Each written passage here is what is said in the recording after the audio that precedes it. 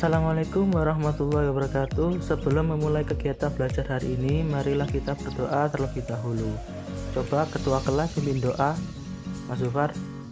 Sebelum mengawali pelajaran hari ini, mari kita berdoa menurut agama dan kepercayaan kita masing-masing. Berdoa mulai. Berdoa selesai. Baik, terima kasih. Apa kabar hari ini? Sehat? Sehat. Syukur kalau begitu. Di masa pandemi seperti saat ini, jangan lupa untuk menjaga kesehatan dan selalu menerapkan protokol kesehatan saat di luar rumah.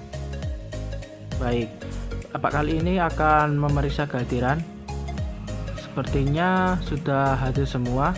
Jadi, Bapak kali ini akan menjelaskan materi tentang komponen input dan output. Sebelum melangkah lebih lanjut, kita harus mengetahui apa itu komponen. Komponen dalam komputer adalah suatu kumpulan dari berbagai komponen yang memiliki fungsi dan saling berhubungan satu sama lain untuk menjalankan sebuah komputer tentunya. Nah, dari berbagai komponen komputer yang ada, kali ini kita membahas tentang komponen perangkat input dan output. Bapak sudah memberi kalian file berisi materi hari ini yang Bapak share di Classroom. Silakan kalian baca terlebih dahulu. Bapak kasih waktu kurang lebih 15 menit untuk membacanya.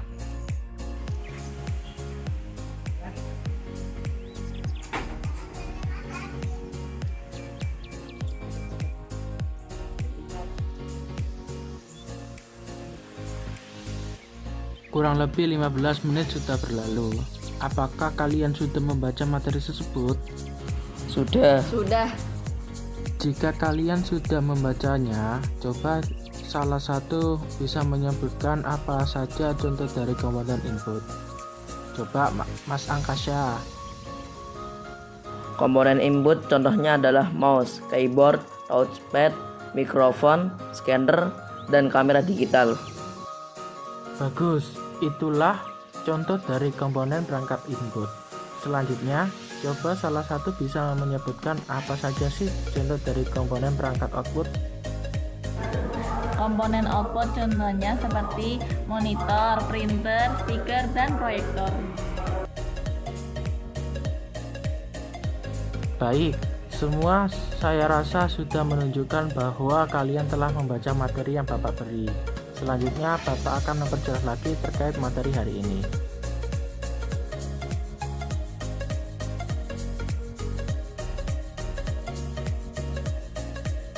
Nah, kita harus mengetahui dulu ya perangkat input dalam komputer maupun perangkat output.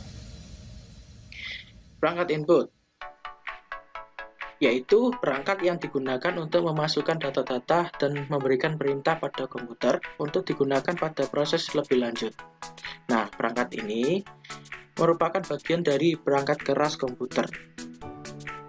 Perangkat keras ini bisa disebut dengan hardware. Nah, selanjutnya yaitu perangkat output.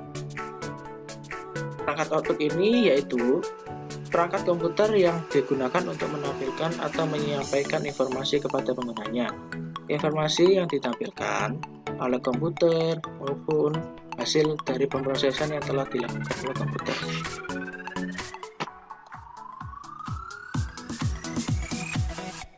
Nah, yang pertama yaitu keyboard.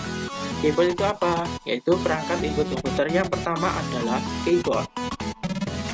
Keyboard ini merupakan perangkat yang tersusun atas berbagai key atau tombol-tombol yang dimaksudkan untuk kepentingan tertentu. Jadi misalnya kita akan mengetikkan suatu dokumen di dalam Word.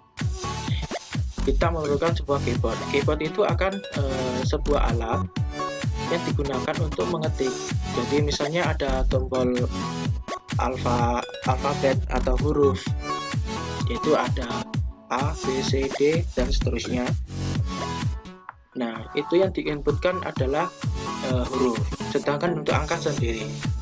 Jadi ketika kita menekan sebuah tombol huruf, maka yang akan diinputkan yaitu huruf. Begitu pula dengan angka dan simbol-simbol lainnya. Sedangkan fungsi dari keyboard sendiri adalah menginputkan karakter seperti huruf, angka, maupun simbol-simbol ke dalam komputer, menulis sebuah dokumen, sebagai tombol shortcut, sebagai tombol komen, dan lainnya. Sekarang perangkat input yang kedua yaitu adalah mouse. Mouse itu adalah salah satu perangkat yang fungsinya sangat luar biasa. Meskipun memiliki ukuran kecil, saat ini mouse suatu komputer sudah menggunakan teknologi laser, sehingga mouse menjadi lebih ringan, lebih atau bisa dibawa kemana-mana. Sedangkan jenis-jenis mouse sekarang ada mouse berkabel dan mouse tanpa kabel, yaitu wireless.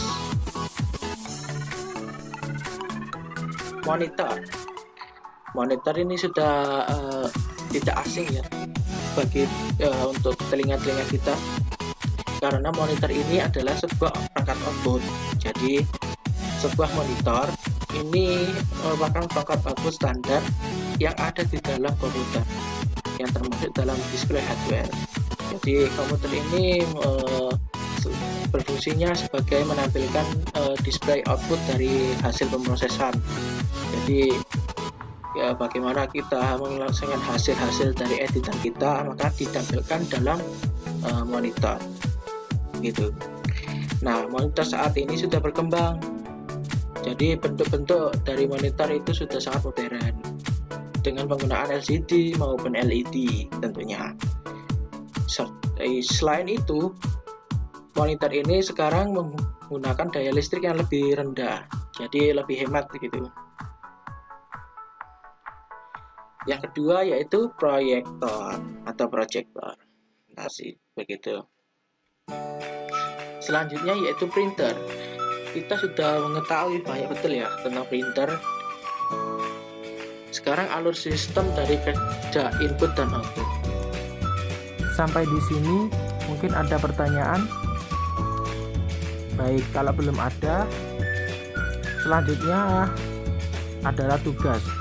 Kalian bentuk kelompok terdiri dari 2 anggota saja.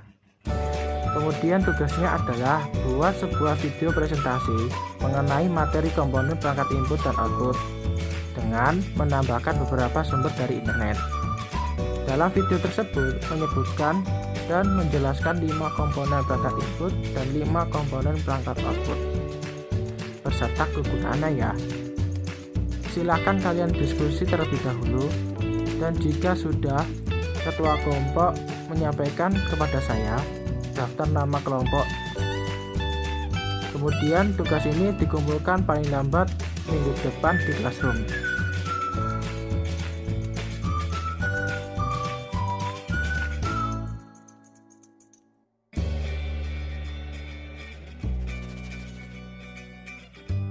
Bapak, kami telah berdiskusi dan hasilnya adalah kelompok 1 terdiri dari saya dan Jihan, sedangkan kelompok 2 terdiri dari Angkasa dan Cista. Terima kasih Mas Zulfar. Saya harap kalian bisa mengerjakan tugas tersebut tepat waktu. Dari apa yang kita pelajari hari ini, mungkin salah satu bisa menyimpulkan. Ya, silakan Mbak Sista. Jadi kesimpulannya adalah perangkat input komputer adalah perangkat yang digunakan untuk memasukkan data-data dan memberikan perintah pada komputer untuk digunakan pada proses lebih lanjut. Sedangkan perangkat output merupakan perangkat keras komputer yang digunakan untuk mengkomunikasikan hasil pengelolaan data yang dilakukan oleh komputer untuk pengguna. Beberapa jenis peralatan yang termasuk media output diantaranya monitor, printer, proyektor, dan plotter.